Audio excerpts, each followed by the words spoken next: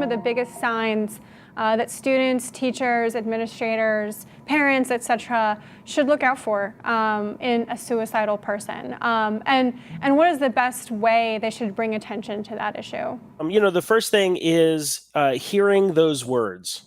Right. I don't think anybody cares about me. I don't think, I don't know if I want to stick around. I'm not going to be here next year. And I'm being, these are sort of the more vague ones. The more obvious ones are, I'm thinking of killing myself.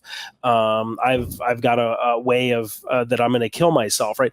So taking those words seriously, if we were able to just ring a bell and from now on everybody would take those words seriously, I think it would have a huge impact on the number of kids that we identify and that we were able to then refer to resources.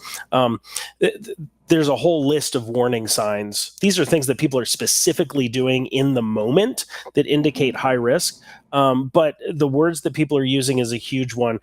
Change in mood and affect, especially when talking about these things. Lack of sleep.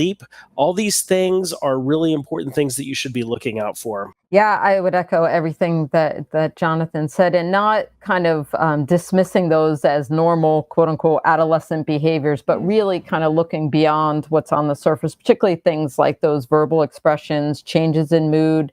I'd also say changes in behavior. And I think, maybe contextualizing that a little bit for modern day. So, we talk a lot in suicide prevention about isolating, withdrawing. We may be looking at that in terms of social media for a kid, right? Who suddenly unfriends everybody or shuts down their social media platforms where they normally communicate, or blocks texts, those sorts of things that say, I'm no longer connecting to the world around me.